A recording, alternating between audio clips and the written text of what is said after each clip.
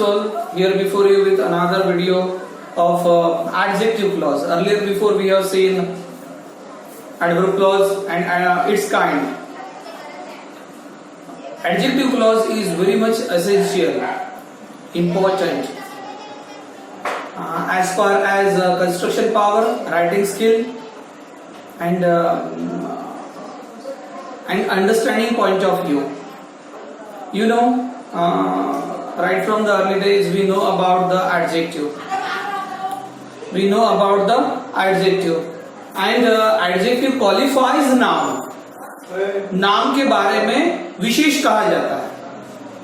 Adjective tells something more about noun. But here we have adjective clause. Adjective clause expansion. Then we can say it expand. It expand. Okay. Here is the explanation about it.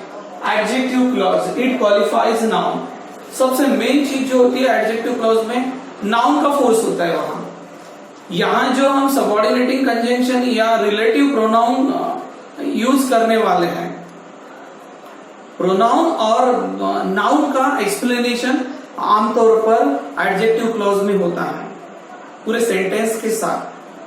बहुत बार हम देखते हैं कि एक शब्द का वर्णन करता है.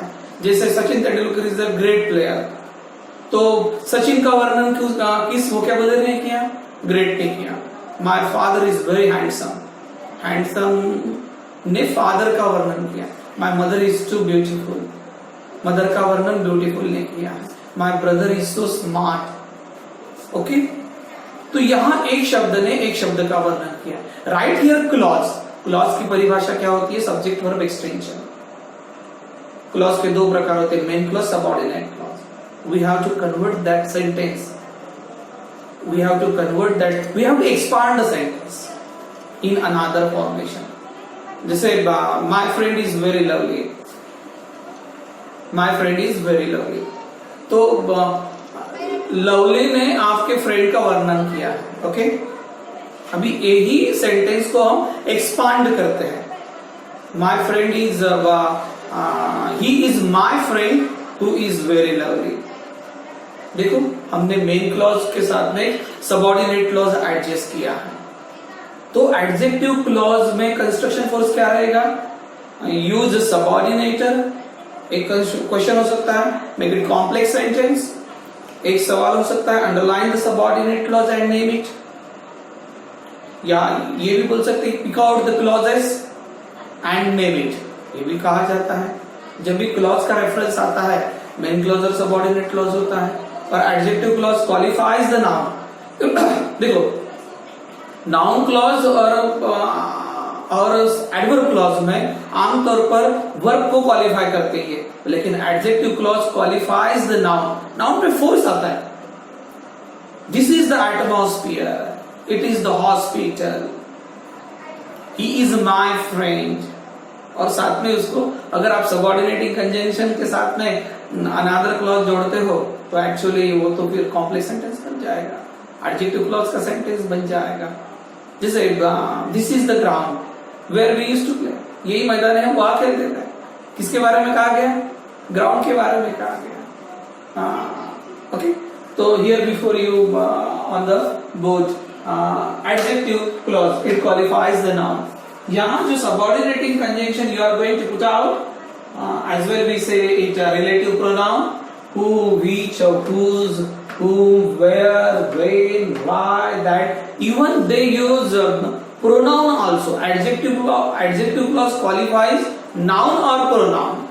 If you do not find noun there in the sentence, definitely there will be pronoun to make you aware. Okay, here before you the sentence, I met an intelligent boy. मी एका हुशार मुलाला भेटलो. ओके, मैं एक हुशार लड़की को मिला. अभी वही सेंटेंस हमने क्लॉज में कन्वर्ट किया. ध्यान में आ रहा है? वही सेंटेंस हमने क्लॉज में कन्वर्ट किया है. कैसे किया है? I met an intelligent boy. देखो अटैचमेंट क्या किया? Who is very fast in action. किसके बारे में कहा गया इस सेंटेंस में? पहले सेंटेंस में एक इंटेलिजेंट बॉय के बारे में कहा गया। इंटेलिजेंट शब्द ने बॉय का वर्णन किया। ये सिर्फ एडजेक्टिव था। ये सिर्फ इस सेंटेंस में एक एडजेक्टिव ने नाउन का वर्णन किया। नामाविषयी विशेष माहिती देणाऱ्या शब्दाला एडजेक्टिव्ह म्हणतात, विशेषण म्हणतात। एका शब्दाने एका शब्दाचं वर्णन केलं, नाउनचं वर्णन ऍडजेक्टिव्हने केलंय म्हणून त्याला फक्त ऍडजेक्टिव्ह म्हटलंय। पण आता आपल्याला क्लॉज मध्ये कन्वर्ट करायचं म्हणजे वाक्याला एक्सपांड करायचं आहे। तर आपण काय केलेलं, I met an intelligent boy who is very fast in action. हमने यहां एक सबऑर्डिनेट क्लॉज अटैच किया, हमने सेंटेंस को एक्सपांड किया, हमने टेंस को शाबुत रखा। या यहां हम ये भी कह सकते हैं कि I met an intelligent boy. यहां प्रेजेंट टेंस का हम पास्ट टेंस ले लेते हैं, who was very fast in action. यहां पास्ट टेंस इस्तेमाल किया है, मेन क्लॉज में पास्ट टेंस इस्तेमाल किया है, तो सबऑर्डिनेट क्लॉज में भी पास्ट टेंस इस्तेमाल करेंगे। अगर अंडरलाइन सबऑर्डिनेट क्लॉज और नेम इट कहा जाता है, who was very fast in action, ये सबऑर्डिनेट क्लॉज हो गया। सबऑर्डिनेट क्लॉज का प्रकार क्या हो गया, एडजेक्टिव क्लॉज हुआ। दूसरा सेंटेंस देखिए, जैसे she is a beautiful girl. Okay, माना ब्यूटीफुल इस वोकैबुलरी ने, एडजेक्टिव ने गर्ल का वर्णन किया है। एक शब्द ने एक शब्द, इसको हमने क्लॉज में कन्वर्ट करना है। क्लॉज में कैसे कन्वर्ट किया, she is a beautiful girl who is very loving and caring. हमने एक्सपांड किया सेंट को। और देखो सबऑर्डिनेट क्लॉज दोनों सेंटेंस में कहां आ रहा है, where do you find subordinate clause, exactly behind, exactly attached to the noun. Here we have the noun formation. In earlier sentence we have boy here. और जहां लिविंग एस्पेक्ट होता है, लिविंग एस्पेक्ट के लिए जो सबऑर्डिनेटिंग कंजंक्शन का इस्तेमाल होता है वो होता है। और निर्जीव न्यूट्रल सब्जेक्ट होता है, इसके लिए विच और दैट का इस्तेमाल होता है। आपको तो सिचुएशन बेस इस्तेमाल करना है, who, which, whose, whom, where, when, why, that, etc. Okay. Now here is a third sentence. It is a shady tree. देखो ट्री का वर्णन एक शेडी ने किया है। ओके, एडजेक्टिव ने नाउन का वर्णन किया है, हमने उसको एक्सपांड किया है। It is a shady tree which is useful for pollution controlling. माना सबऑर्डिनेट क्लॉज क्या हो गया, which is very useful for pollution. Earlier before we use who here in the sentence, here as well, but now we have put out which. Why did we use which here in the sentence, as we have the neutral subject tree. Okay, we have the neutral subject tree. Whenever we find the neutral subject we use as subordinating conjunction which or that. Okay, now the fourth sentence, and what is the clause, name of the clause? Here it is a shady tree, that is a main clause. Okay, exactly attached to it, which is useful for pollution controlling. This is pollution. Okay, which is useful for pollution controlling.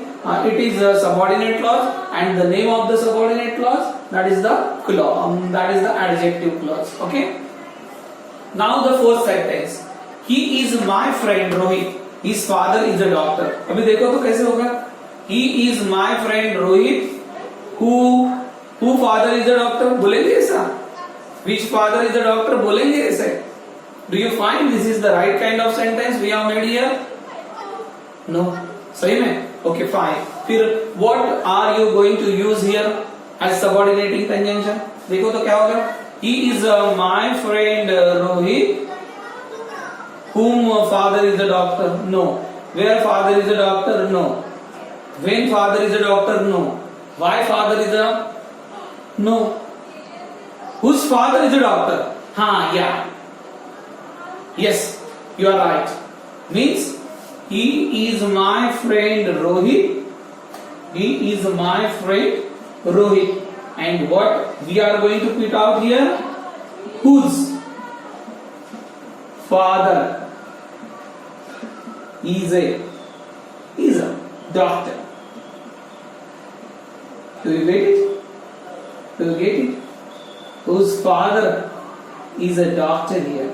We removed here from the sentence is and attached whose. And why did we remove the his here? As per requirement of the sentence we change. We can make the changes as per the requirement. माना sentence की अगर जैसे demand होती है उस हिसाब से आपको उसमें चेंज करना है. Then he is a great player. He is sensible human being as well. Sorry, he की जगह सचिन लिया है हमने. देखो भाई इस सेंटेंस में अभी तुमको एक चेंज आने वाला है. अभी तक के आपका नाउन जो था, जो फोर्सफुल नाउन था, उसके बाजू में ही आपने सबऑर्डिनेट क्लॉज का अटैचमेंट किया है. देखो बॉय के एग्जैक्टली साइड में हु वाज वेरी फास्ट लिखा. गर्ल के एग्जैक्टली साइड में who is very loving and caring लिखा. ट्री के एग्जैक्टली साइड में which is very useful for pollution controlling लिखा. रोहित के बाजू में ही whose father is a doctor लिखा. माना इसका मतलब क्या होता है, जहां फुल फोर्स वाला नाउन होता है वहां सबऑर्डिनेटिंग कंजंक्शन होता है. ये बात ध्यान में रखो, पूरा केयरफुली देखो. देखो अभी चेंज आ रहा है सेंटेंस में. Are you going to do the sentence like this? देखो ये सेंटेंस आप ऐसे करने वाले हो. Sachin is a great player who is a sensible human being as well. आपको सुनने को अच्छा लग रहा है? सही है सेंटेंस? नहीं, wrong है sentence. This sentence go with the wrong pattern. What? Wrong? Yes my dear, this is wrong word. अच्छा, किसके बारे में कहा गया है? ग्रेट प्लेयर के बारे में कहा गया है कि सचिन के बारे में कहा गया है? अच्छा, सचिन के बारे में कहा गया है. फिर सचिन तो फिर आगे है. थोड़ी देर पहले हमने एक एक्सप्लेनेशन किया था, जहां जिस नाउन का वर्णन होता है उसके साथ में सबऑर्डिनेट क्लॉज अटैच होता है. और जहां नाउन होता है, जिस सेंटेंस में नाउन होता है वह मेन क्लॉज का सेंटेंस होता है. फिर यहां तो फिर सेंटेंस थोड़ा सा चेंज होगा. फिर कैसे बनेगा? देखो कैसे हो रहा है. सचिन, आपके गोल के हिसाब से सचिन के साइड में ही सबऑर्डिनेट क्लॉज चाहिए, तो फिर ऐसा होना चाहिए सचिन. उसके लिए आप हु इस्तेमाल कर रहे हो. देखो Sachin who is a sensible human being as well. तो क्या अटैच करोगे? क्या बाकी रहा? is a great player.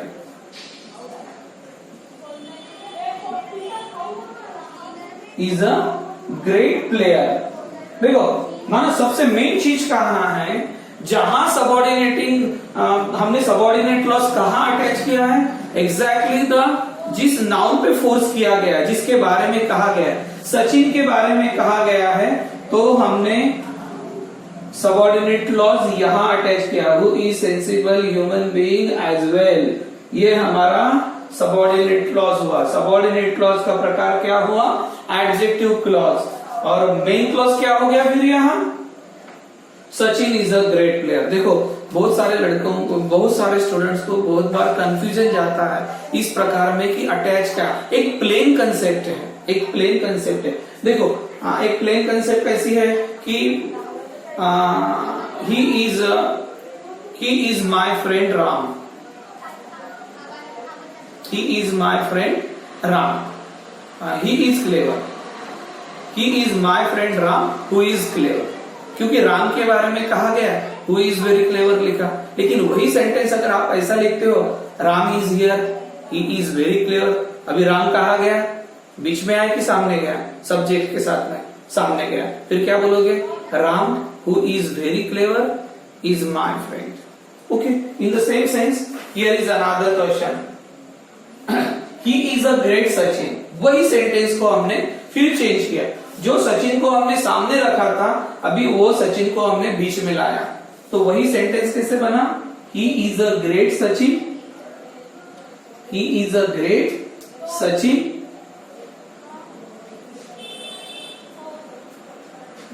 Who is a great person. देखो यहां बीच सचिन बीच में आया तो सबऑर्डिनेट क्लॉज वहां अटैच हुआ. सामने सचिन आया तो सामने अटैच हुआ. ध्यान में आ रहा है? जैसे हमारा ये सेंटेंस था कि it is a shady tree. यहाँ ट्री बीच में आया तो सबऑर्डिनेट क्लॉज इसके साथ जोड़ दिया, लेकिन यही ट्री सामने आता तो सबऑर्डिनेट क्लॉज सामने जोड़ते थे। फिर मेन क्लॉज दो पार्ट में डिवाइड होता था, जैसे ये ऊपर वाले सेंटेंस में हुआ है अभी। और 7th नंबर का sentence, they are great Indian soldiers, they protect country. अभी ये सेंटेंस कैसे करोगे आप? तो एक सीधा प्लेन कंस्ट्रक्शन है, they are great Indian soldiers who protect country. यहाँ सब्जेक्ट की जरूरत नहीं होती है, कुछ जगह होती है, कहीं न होती है, नहीं होती है तो रिमूव करना है। ओके, अभी यहाँ आपने हु का इस्तेमाल किया। अभी यहाँ देखो, this is the ground we used to play in our childhood day. यही वह मैदान है, ऐसे मैदान है, we used to play in our child. हमारे बचपन के दिनों में हम यहाँ खेला करते थे, हम आम्ही इकडे खेळत असे। माना अभी ये सेंटेंस को कैसे करेंगे आप बताओ? किसके बारे में कहा गया है? अभी तक के सचिन के बारे में कहा गया था, फेमिनाइन नाउन के बारे में कहा गया था, मैस्कुलाइन नाउन के बारे में कहा गया था। ओके, बॉय के बारे में, गर्ल के बारे में और ट्री के बारे में कहा गया है, स्पेशल नेम देकर कहा गया है। ओके, तो वहां उस हिसाब से आपने सबऑर्डिनेटिंग कंजंक्शन का इस्तेमाल किया। एक जगह आपने उसका भी इस्तेमाल किया है। ओके, नाउ हियर ग्राउंड के बारे में कहा गया। ग्राउंड क्या इंडिकेट करता है? प्लेस इंडिकेट करता है। एडवर्ब क्लॉज ऑफ प्लेस और एडजेक्टिव क्लॉज में यही फर्क है। अभी एडवर्ब क्लॉज ऑफ प्लेस में भी आपने वेयर का इस्तेमाल किया है, लेकिन वहां वर्ब क्वालिफाई था। यहाँ क्या क्वालिफाई होने वाला है? नाउन। किसके बारे में कहा गया है? ग्राउंड के बारे में कहा गया है। माना this is the ground where we used to play in our childhood days. देखो क्या लिखा है, और एक बार सुनो, this is the ground where we used to play in our childhood days. हमने क्यों यहाँ वेयर का इस्तेमाल किया है? कि जो नाउन आया है वह प्लेस इंडिकेट करता है, स्पॉट इंडिकेट कर। This is the hospital we he had taken birth. Hospital के बारे में कहा गया, where he had taken birth. This is the school where we used to study, where we used to go every day in our childhood days. Okay, as per this quotation you use it. Now here is a sentence, देखो, it was a memorable day we met our loving teacher. वो माना न भूलने वाला दिन था कि जिस दिन हम हमारे प्यारे टीचर से मिले। किसके बारे में कहा गया? टीचर के बारे में कहा गया कि दिन के बारे में? It was a memorable day. किसके बारे में कहा गया? डे। जैसे ही it was a memorable day आया, यहाँ क्या इस्तेमाल होगा? टाइम इंडिकेट किया गया, तो यहाँ क्या इस्तेमाल हुआ? when का इस्तेमाल हुआ। when we met our loving teacher। देखो ना, this is the reason why he called into the meeting। देखो इस सेंटेंस में why का सबऑर्डिनेटिंग कंजंक्शन का इस्तेमाल किया, लेकिन वहां क्या है? नाउन फॉर्मेशन क्या था? रीजन था। माना इस प्रकार से जब भी हमें एडजेक्टिव क्लॉज फॉलो करना है तो अलग अलग आधार से उसको आपको फॉलो करना है। एडजेक्टिव माना सिर्फ विशेषण, लेकिन एडजेक्टिव क्लॉज माना एक्सपांशन ऑफ द फॉर्मेशन। उसका एक्सपेंशन होता है, क्लॉज में शिफ्ट होता है वो सेंटेंस। अगर अभी देखो ना, आपने एक प्लेन वाक्य लिया, ये जैसे pen, this is the pen which I like most. Okay, this is the book, जिस बुक से आप लिख रहे हो, this is the book which is very useful for me, which supports me. He is my father who is very loving. She is my mother whom I love most. आप अलग अलग तरीके से सबऑर्डिनेटिंग कंजंक्शन का इस्तेमाल कर सकते हो। This is the fan which has a black colour, this is the flower set, this is the flower set that is very much beautiful. She is my granny who is very loving and caring. He is my grandpa whom I love most. ठीक है, he is my friend Sammy whose father is a teacher. माना अलग अलग तरीके से आप अपने मन के सेंटेंस बनाना है। इसके 25 सेंटेंस आप अपने मन से बनाओ। देखो कितना प्लेन कंसेप्ट है। This is the board which is which is white in color. Okay, these are the colorful curtains which looks very beautiful. This is, देखो सेंटेंस बनाना है तो कैसे बनाना है? You have to use the object before your eyes. जो आपके सामने जो object दिखते हैं, नाउन दिखते हैं, उसका इस्तेमाल करके आपको सेंटेंस बनाए. This is the chair which is very, this is the chair which is very strong. अच्छा, नाउन, जैसे नाउन को हम शिफ्ट कर सकते हैं. ओके, जैसे हमने नाउन के फॉर्मेशन का कंसेप्ट देखा, एक बार और एक दो सेंटेंस देख लेते हैं कि सामने नाउन आने के बाद आप चेंज, उसमें थोड़ा आपका कंफ्यूजन और एक बार क्लियर हो जाएगा. देखिए, जैसे ये सेंटेंस है,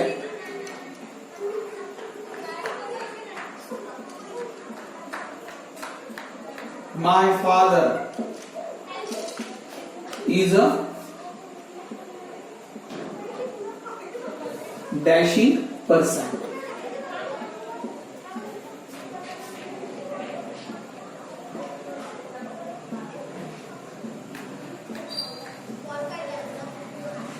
क्या सेंटेंस हुआ? देखो, my father is a dashing person. देखो, यहाँ दो नाउन है, एक पर्सन कॉमन नाउन है और my father, father, my father. Okay, ये दोनों नाउन है यहाँ, लेकिन आप किस नाउन को प्राधान्य दोगे? माई फादर के बारे में कहा गया है, माई फादर. ओके, ये माई फादर के बारे में कहा गया है, तो इसका मतलब आपका नाउन यहाँ है. ओके, तो यहाँ आप ही को निकाल के यहाँ आप हु इस्तेमाल करने वाले हो, और ये सेंटेंस यहाँ अटैच करने वाले हो. माना कैसे बनेगा? देखो ना, इसका आधार क्या बनेगा? एक 1 नंबर पे, 1 नंबर पे ये आएगा, 2 नंबर पे ये आएगा, और बचा हुआ फॉर्मेशन फिर 3 नंबर पे जाए. माना कैसे हो गया? देखो, my father. Okay, who loves me most, who loves my father, who loves me most. देखो, बचाव वाले का इज अ डैशिंग पर्सन. जब भी आप कंस्ट्रक्शन पावर चालू करते हैं, समझने का प्रयास करते हैं, तो और understanding must be like that. I am getting very much understood whatever our teacher is going to teach before us. जो हमारे टीचर हमें पढ़ा रहे हैं वो काफी अच्छा तरीके से पढ़ा रहे हैं, और हमें ये कंसेप्ट काफी बेहतर तरीके से ध्यान में आ रही है. इसके पहले शायद इतना अच्छा मुझे समझ में ही नहीं आ रहा था. अपने आप को कहना है, और मेरी अंडरस्टैंडिंग बढ़ी है, मेरा पढ़ाई का फोर्स बढ़ा है. देखो, तो नए नए प्रकार के सेंटेंस मुझे सीखने मिल रहे हैं. शायद एडजेक्टिव क्लॉज का ये process, adjective clause no doubt you must have learn earlier before, इसके पहले भी आप सीखे होंगे. लेकिन ये जो प्रकार है, जहां अगर इस सेंटेंस में कहा जाए कि underline subordinate clause and name it, who से आप क्या करोगे? हु से यहाँ सबऑर्डिनेट क्लॉज करोगे. जैसे बोलेंगे इंडियन soldiers are great. अभी देखो साथ में क्या लिखते हैं? They are true son of nation. मानते हो ना? हमारे देश की सैनिक सोल्जर्स ये ट्रू सन ऑफ नेशन, राष्ट्र के सच्चे सपूत हैं, क्योंकि देश की सेवा करते हैं निस्वार्थ भाव से. उन्हें पता है कि सामने वाले की गोली पे मेरा नाम रहेगा. सामने वाला कभी भी अटैक करता है, उसके बावजूद भी वो देश की सेवा करने चाहते हैं. तो जिसका जो ब्रेव एक्शन होता है, जिसके मन में देश भावना की भावना होती है, वो कॉमन मैन जैसे नहीं होता है, वो स्पेशल होता है. We always should respect our soldiers. They are the true heart of the nation and we must feel very proud about them. देखो ना कि भी अभी LAC पे क्या हो रहा है. 20 सैनिकों ने अपनी शहादत दी है. They got martyred. मान का वो मार्टायर्ड भी शहीद हुए हैं, वो शहीद हुए हैं. उसके बावजूद भी उनके फैमिली मेंबर्स देश के लिए कितना बड़ा सपोर्ट करते हैं, कितना बड़ा त्याग करता है. एक घर में एक व्यक्ति की अहमियत क्या होती है. हमारे घर में मम्मी पापा होते हैं, भाई बहन होते हैं, कुछ तो भी थोड़ा मिसिंग होता है तो हमें कितना अनबन होता है. और उन्होंने तो अपने, और उम्र की कौन सी उम्र में, किसी को छोटी बच्ची हुई है तो अपने बच्ची को देखने आने वाला था, छुट्टी होने के बाद डेड बॉडी आ गया। True soldiers. किसी को अपने पिता का ऑपरेशन करना है, किसी के कोई बहुत सारे प्लानिंग बने हुए थे आने वाले फ्यूचर के लिए, लेकिन देखो देश सेवा के लिए उन्होंने अपने को न्यौछावर कर दिया। That is the true Indian aspect, that is the original nationality, and we should always salute them, we should always charge them. Okay, here is the Indian soldiers are great, they are the true soldiers of nation. Indian soldiers are great, they are true sons of nation. किसके बारे में कहा गया? Indian soldiers के बारे में कहा गया। ये सेंटेंस यहां से यहां तक क्या आएगा? Who are true son of nation are great. देखो मैंने पहले क्या किया, इंडियन सोल्जर को लिया, दूसरी बार क्या लिया हमने, डे से सामने को इसको यहां से रिमूव किया, और सोल्जर्स के बारे में कहा गया इसलिए हु का इस्तेमाल किया, और बचा हुआ हमने क्या किया, वहां जोड़ दिया। माना इसका मतलब हमारा मेन क्लॉज दो पार्ट में डिवाइड हो गया। Okay, you must have understood. ओम शांति।